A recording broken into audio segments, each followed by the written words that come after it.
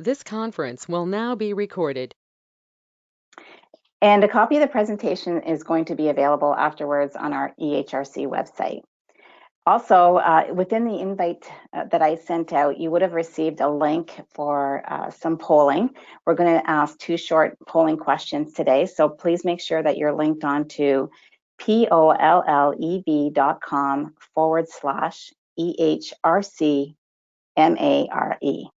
And also, if you're not presenting, if you could mute your speaker during the presentation. I'll also follow up with an email to all of the participants today, providing you with a link as well as the copy of the presentation. There's going to be a Q&A session shortly after Swathi's presentation for 10 to 15 minutes based on how much time is remaining. We're looking at about 45 minutes today in total. So let me introduce myself. My name is Marie Mold, and I'm the Manager of Stakeholder Engagement here at EHRC. I started in March of 2018, and when I look back, it has been quite a year of transition, not only for myself, but we are experiencing a transition within our industry. There are both challenges and opportunities with this transition, or should I say a disruption. Many are concerned with the impact of automation and artificial intelligence, but there's no doubt that it is also one of the most exciting times to be working in our industry. Imagine, in addition to all of the traditional jobs we are used to seeing, look at the exciting careers such as cybersecurity, energy efficiency evaluators, skills for renewable energy sector, and electric cars. These are just to name a few. So I'm going to get started. For anyone new in the audience, Electricity Human Resources Canada is a national not-for-profit organization that addresses the human resource and labor market challenges within the Canadian electricity sector, and we develop tools to address them. Our vision is to build a highly skilled, safety-focused, and diverse Canadian electricity workforce for now and the future.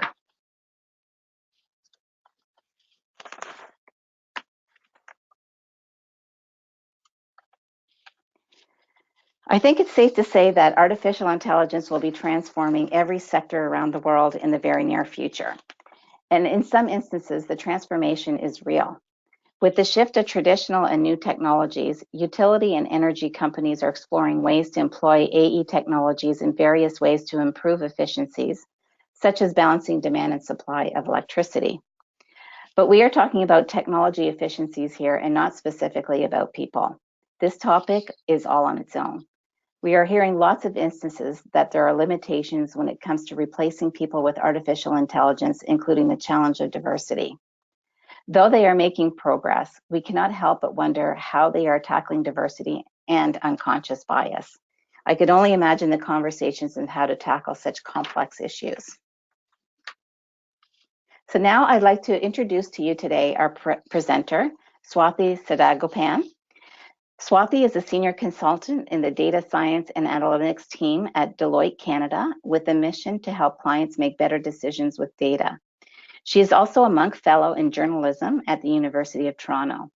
Through her writings, Swathi is seeking to expand the conversation about the promise and perils of AI and machine learning algorithms. So Swathi, just give me a second and it'll be over to you.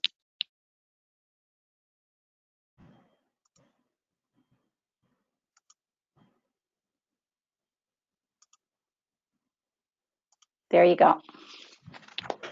Thank you, Mary. You're welcome. I'm just going to share my screen now. Mm-hmm.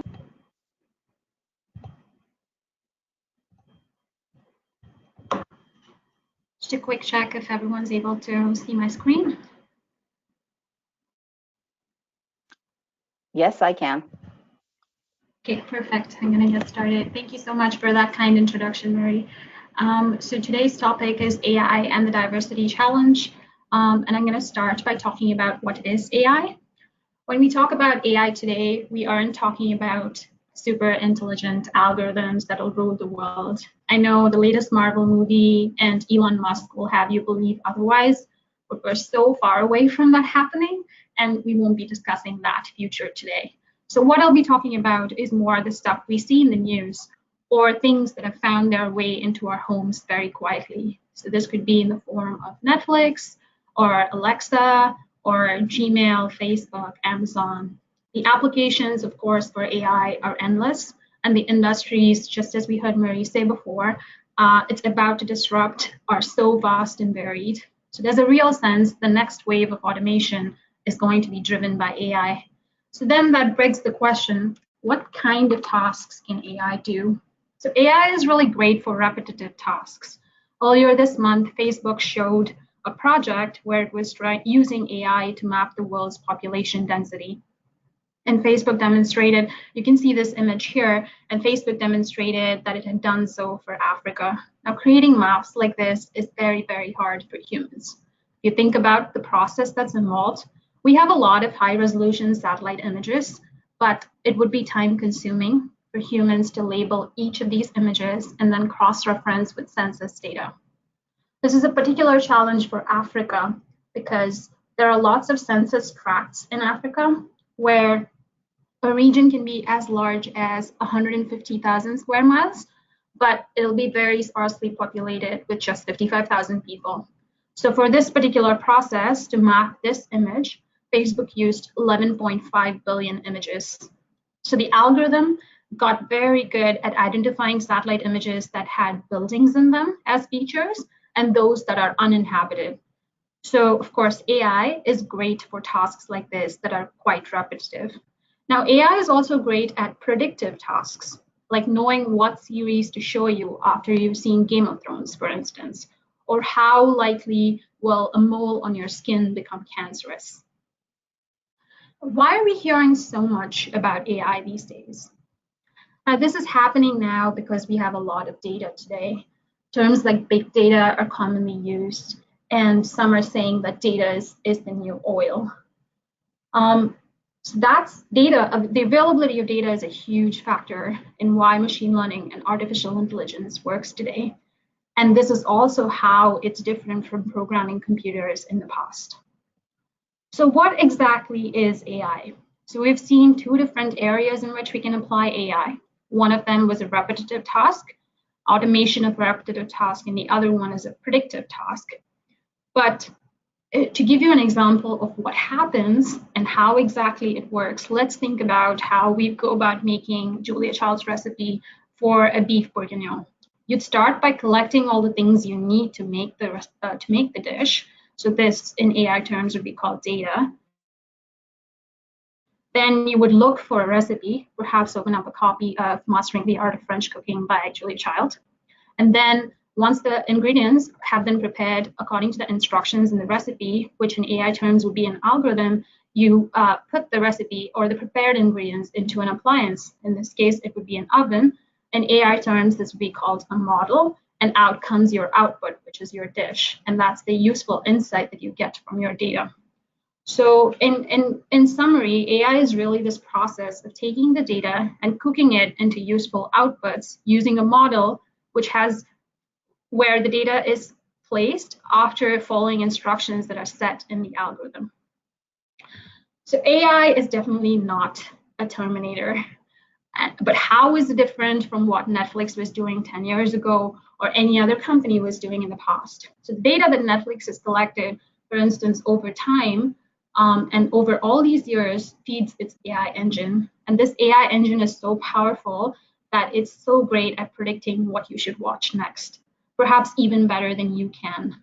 So it's less about telling the computers explicitly what they should do and more about showing them different kinds of data and letting the computer work through all the noise in the data and isolate the signal. So it's about training the computer to see patterns in images, in text, in numbers, and then give us output. And because of this feature, this is what differentiates it from programming in the past. And some have called this new type of AI as the end of coding. Next, we'll get into some AI examples in the real world. Now, I'll start by giving you some fun examples where AI has been used to beat human players in a variety of games. I'm sure some of us may remember IBM Watson, which was famous for winning Jeopardy! Last October, an AI algorithm was created by Google, and it defeated the international champion at a game called Go, and that's what you see here. And this game, Go, is infinitely more complex strategy game than chess. So You can see from IBM Watson to the Google algorithm, the AI has also gotten more complex. Another application of AI is in healthcare, where it's used to diagnose disease. So this is an image of an eye, and this image was shown to 3 different physicians, and these 3 physicians came to very different conclusions, with one of them saying that it was healthy and the other one saying that it was not. Now, when this image was fed to an AI algorithm, what happened was the algorithm consistently concluded that this was an eye that was unhealthy and therefore needed medical attention. So in medical applications such as this one, AI could be potentially life-saving because it could prompt a human doctor to sit down and reevaluate their diagnosis. The next thing that I wanted to share was this dying algorithm, which has an application in healthcare. So researchers at Stanford have developed this algorithm that's called the dying algorithm, and it's about improving palliative care. So for a lot of people facing end-of-life care, many of them would prefer to die at home, but only a small number of people get to do so. Why is that? It's because it's very hard for doctors to predict when someone might die. Doctors are particularly bad at doing this, and this is where the dying algorithm comes in. It uses electronic health record data. In this case, these researchers looked at over 160,000 patient data, and they were able to predict the time of death with remarkable accuracy. Now, how do we know this was accurate? Because the predictions that came out of the algorithm were compared to the ground truth data, which in this case was the actual timing of death for the patients assessed. And then overall, the algorithm was found to predict timing of death with 90% accuracy, which is much better than what a human doctor can do. Also, this algorithm, the other interesting feature about this algorithm was that it picked up predictive features that doctors wouldn't. And what I mean by predictive features is what is something that tells us a lot about when that patient is going to die. So doctors typically think the age of the person is most predictive, whereas this algorithm found that the number of scans done the patient is just as important as the age of the patient in predicting their time of death. And getting these predictive features is very important to add to what we already know, because conventional wisdom in this case dictated that age of a person, the older you are, the more correlated it is with the timing of death. But a great feature of AI is that this decision-making process can be very transparent. I'm going to give you another example, which is more of a fun example, where some researchers tried to show an image of a fish and asked the AI system to determine what species it was by just looking at the image. So when they tested the algorithm, they found that the features that are most predictive for a given species was kind of very simplistic. For example, a tench, which is a very big fish, is usually identified by the algorithm with fingers on top of a greenish background. And when we think about why this is the case, most of the pictures in this category feature a fisherman holding up this fish like a trophy. So whenever the AI wrongly identifies something as a tench, it's often because there are some fingers on top of a greenish background somewhere in the image. So you kind of sense into not only what the predictive features are, but also why the algorithm chose that as a predictive feature. Of course, there are less noble applications of AI, which are not in healthcare. We all see ads on Facebook and YouTube. So what ad to show me versus another person seeing the same video is determined by an AI algorithm. And ad targeting is a particularly lucrative application of AI for many companies. Now we're going to get into some less flattering applications of AI. And this comes up often in facial recognition. So here's an image of an output from Amazon's commercially available facial recognition system, which very confidently says Oprah Winfrey as male. The other example here is that of a soap dispenser that does not recognize or doesn't work on a darker skinned person. My next example comes from an algorithm that's used in the criminal justice system. This is a predictive analytics software that determines the risk of reoffense for someone that's on trial.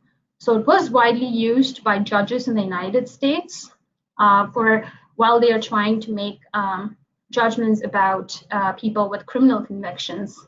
So what happened in this case was the software repeatedly gave high risk scores to Black people, even if their prior record was for minor infractions. I'm just going to give you an example that we see here. So now Brisha Borden, who's pictured here, was arrested in 2014.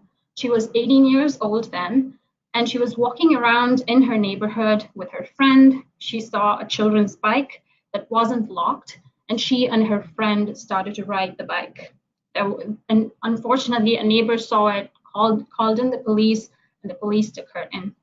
Now, the value of the bike was $80. As you can see here, Brisha was actually given a high risk score of 8 on 10, despite the fact that her prior offenses were juvenile misdemeanors. Now let's look at Vernon Prater. So Prater was picked up for shoplifting $86 worth of tools from a Home Depot. And Prater had already been convicted, and he had served time about 5 years for 2 armed robberies. And yet Prater was given a low risk score of 3. What's even more interesting is Brisha did not reoffend since her arrest, whereas Prater is now serving time. He was rated as low risk and is serving time for grand theft. So now the big question is, where does this kind of bias come in? And before we get into that, we get to our first polling question. How much diversity is there among your team who are working on innovative projects within your organization?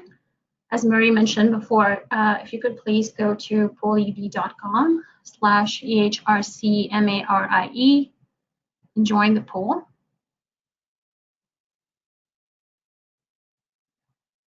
Oh, great. Wow, we're getting a response that's successfully diverse. This is great. Nice. So I'm going to move on. And in this section, I'm going to talk a little bit about what the different sources of bias are and how might we be able to fix them. So the first source of bias is from an unrepresentative data set, and I'll unpack what that means. So machine learning algorithms, as we have seen before, they learn to do what they are trained to do. So the algorithms will pick up biases that are present in the data set, whether these biases are good or not. So the data set that's created with bias intentionally or unintentionally and does not reflect real life is a huge issue. Here are 2 examples. The first example is from a data set that has an unintentional gender bias. So this 4th image here is that if a man who's cooking, but because of gender stereotypes, the algorithm identifies this as a woman. And the next example is that of Google Photos, which I'm sure some of you may have used. So in Google Photos, it automatically tags people. And a few years ago, it tagged these folks as gorillas. Up until last year, in fact, Google had blocked the term gorillas in its Photos app in order to avoid such an incident from happening. So the next source of bias comes from bias training data. And what does this mean? So in this case, the data is representative of the real world, but it contains unwanted bias. An example here is that of translating from Turkish to English. Now, Turkish is a gender-neutral language, but when it gets translated to English, you can see how certain gender biases creep in. So here you see he is a doctor, she is a nurse. And when you go down the list, it comes out to he is happy, she is unhappy. He is hardworking, she is lazy. Obviously, we don't want our models or our algorithms to be sexist or racist, even when the training data is. So Google recently took action on fixing this. And now when you type something in Turkish, it actually provides 2 different translations based on gender. I want to quickly go back to the crime prediction example that I gave you before. So we know that the algorithm in that case was racist. But here's the thing, race was not part of the data, and yet the results were biased. And when we think about why this is the case, it's because race is highly correlated with certain other factors that was in the data. For example, where did Brisha live? Which zip code did she live in? What was the average income of the neighborhood that Vernon lived in? These are things that are highly correlated with their race, and that was in the data. And therefore, we got outputs that was heavily biased against race. Now, all of these sources of bias are sort of in the realm of data, but this data is being curated and collected, and these AI algorithms are built by humans. So there is a human component to this bias. And this is what I examined for an article that I wrote for the Boston Globe, where I looked at what kind of biases come in when teams are not diverse. Well, I'll give you an example. It was an AI system that was built to recognize online images and generate captions. So this system did a fantastic job at identifying celebrities from some countries, but was really bad at picking out famous people from others. When asked to explain this difference, one of the team members from the company said, "It sounds so easy to just say, oh, just add more data." But there's not one person on the team that actually knows what all of these celebrities from different regions across the world look like. So if there's a celebrity from Taiwan, let's say, who does not have enough images, there's not a person on the team that actually knows what that celebrity looks like to then go find that person's image and fix that. But if it's someone like Bill Gates, then everyone knows what Bill Gates looks like. So one of the people that I spoke with shared something that I found quite powerful, which was that malicious intent is never the reason for discrimination. It's neglect and lack of awareness. And that rings so true with this example. Now, if we are to build AI systems that are effective and fair and not racist or sexist, we need our teams, of course, to be diverse, and our team members to be both technically proficient, to know when these biases and when and how these biases come in and how to fix them, and also culturally competent to be aware of the sources of bias. So in a sense, we need inclusion to be more intentional, especially when we are building newer technology. So then that brings us to the question of how can we build safe and reliable AI? I want to bring your attention to a recent report that was released. This is a bipartisan report called A New North Star that calls for the Canadian government to be more proactive in building policies that can help companies use AI and really grow and thrive and become international superstars. So there are two figures that I want to bring to your attention from this report. The first one was about 43 years ago, only 16% of the value of S&P 500 companies came from software. And in this report, they call that intangible assets. But today, those intangible assets comprise 91% of the market's total value. The second thing that I found super interesting was the companies that they call FANGs, which is Facebook, Apple, Amazon, Netflix, and Google combined, are twice as large as Canada's GDP. And what's more interesting is around 95% of their value comes from software. So that means despite all its growing pains and all of its bias problems, AI is here to stay, and we really need to identify ways and solutions by which we can build safe and reliable AI. So what does embedding AI safely within an organization look like? It actually starts with asking simple questions that are descriptive in nature, questions that you can answer by looking at your organizational practices and your data and looking at it today. And then as you get into more complex questions that are more predictive in nature, as we already saw before, AI is well suited to do that. I want to give you an example of what this might look like. Let's take in the context of a safety program. In many organizations, safety programs are developed, again, through conventional wisdom and established practices in the industry. Now, this is not very uncommon from the example of palliative care that I gave at the start, where doctors have a hard time predicting the time of death. In the same way, it's very hard to predict when a safety event might occur. But once a safety incident occurs, it takes a while to know why. And there's also potentially extensive downtime, possible fines, reduced productivity, etc., that go with it.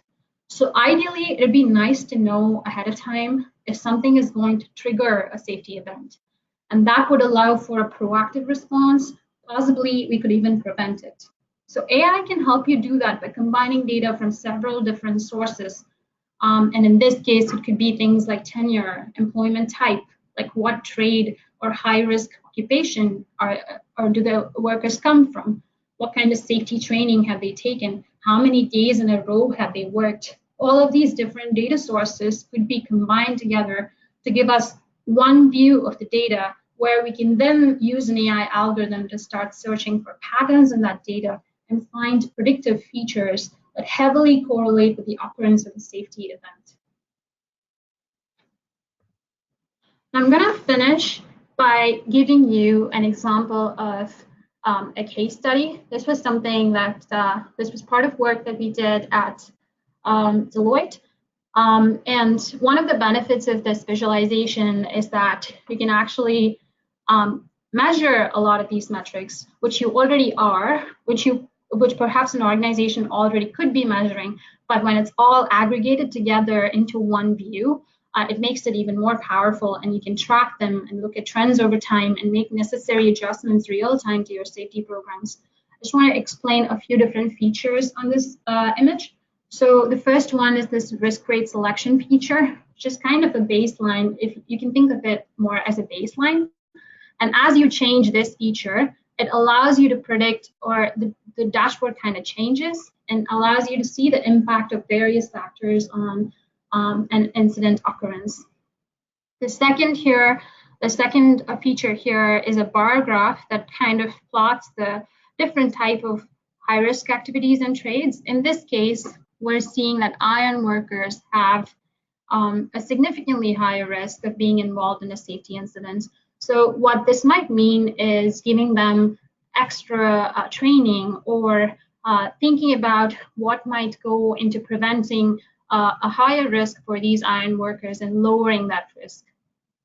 The third thing that we can also see here is the risk rate plotted against various different factors like days since last training. Of course, as the training for people with training over 120 plus days, we see that there is a higher risk. This could also be plotted by company tenure, by age, and by annual salary. And what this really helps to do is identify pockets of people that might need a bit more training or even awareness that a safety event might occur if they aren't trained enough, or if they have longer tenure, or shorter tenure, or a longer number of days that they've worked in a row, etc. So it really helps to identify those driving factors and add to the conventional wisdom. That brings us to our final polling question, which is, how confident are you that your organization understands diversity opportunities around AI and other new technologies?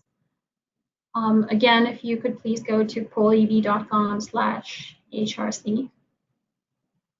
Nice. We'll wait for a couple more seconds. If anyone else wants to jump in?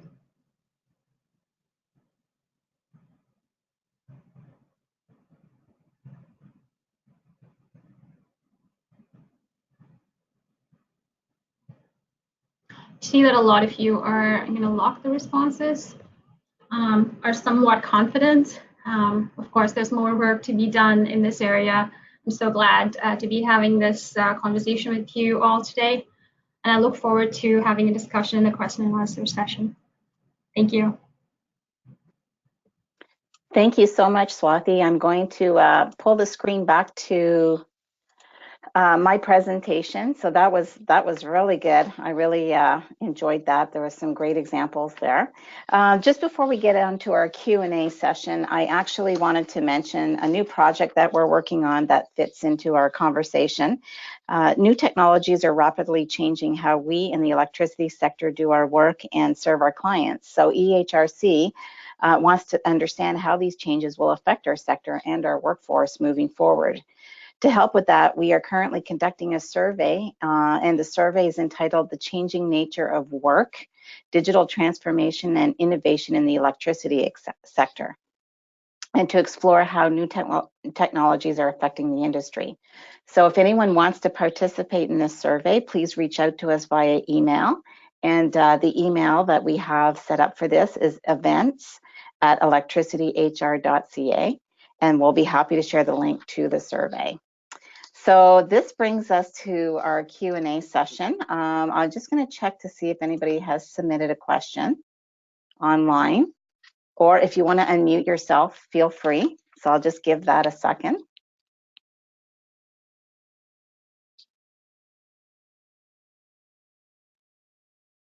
I'm going to actually ask you a question, Swathi. So listening to this, it's a little bit daunting sometimes when you hear some of the examples. And I'm curious to know, what is going to be the pace of innovation currently? So if you look at your crime data, it looks like there's still a lot of work to be done regarding unconscious bias. So do you have a sense of what the pace is with innovation and getting some of these things worked out currently? Yeah, for sure. That's a great question. I think some of these biases have come into the applications because they're so widely deployed, like in the criminal justice system, but without thinking about what effect it might have. So I think a few researchers and a few companies now are thinking about taking a more slower approach, where they're walking first and then they're crawling first before they begin to walk and then run. So it's a more staggered approach. And also in certain contexts like hospitals, where it's very well defined. And I would say that's the case for companies like that work in the power sector as well. It's a very well defined, clear context that's not more widely deployed. And so you can really look for all of these sources where bias can creep in and address it proactively before you deploy the system on a wider scale. Okay, thank you. Just to wait and see if there's anybody else that wants to ask a question.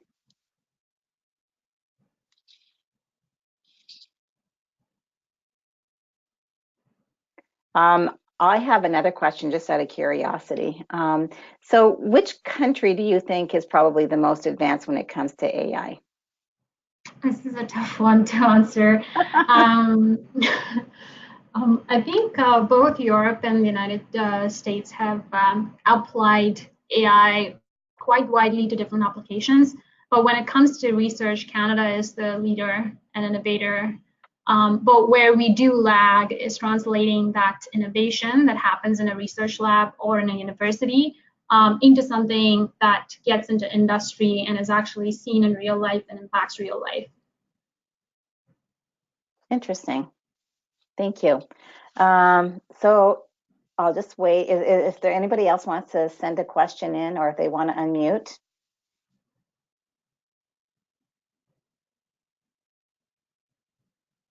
No? Okay.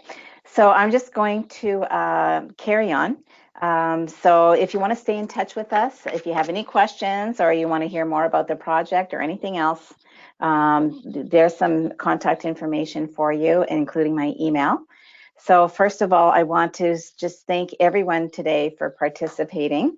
I want to thank our speaker today, Swathi. It was an excellent presentation. I think that maybe we'll have you back again at some point. We will send you the presentation and the link to this webinar once it is posted onto our EHRC website. So don't forget to sign up for our next webinar, which is happening on May the 15th. It's Millennials in the Workplace, Better Engagement, Better Results. We're going to be talking about a little bit about communication. And enjoy the rest of the day. Until next time, goodbye, everybody.